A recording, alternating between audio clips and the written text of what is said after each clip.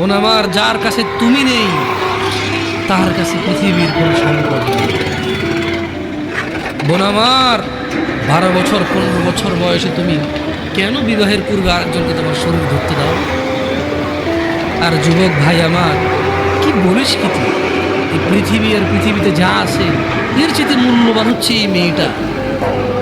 তো এরকম মূল্যবান একটা জিনিস ওর ধরে ছুঁয়ে তুই ওকে ওর মূল্য কমিয়ে দিবি? এত বড় জুলুম ওর প্রতি তোর!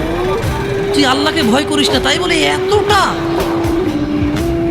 এতটা কি বলিস তুই? তুই কি কারো গাড়ির গ্লাস ভাঙছিস জীবনে? না।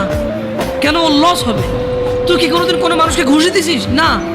কারণ তাহলে ও বেচারা কষ্ট পাবে। তুই কি জীবনে কারো পেটে ছুরি ঢুকাই দিছিস? না। ও মরে যাবে, তাহলে ওর ফ্যামিলি ক্ষতিগ্রস্ত, লসে পড়ে যাবে।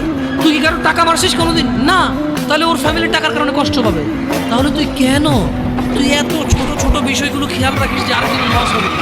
তাহলে তুই এই মেয়েটার জীবনটাকে তুই কি করলি? তুই পুরো পৃথিবী আর পৃথিবীতে যা আছে সব কিছু বিক্রি করলে যে সম্পদ হবে, সব কিছু অর্জন করলে যে অর্জন হবে, এর চাইতে মূল্যবান তুই ওকে সতীত্ব থেকে বের করে নিয়ে আসলি।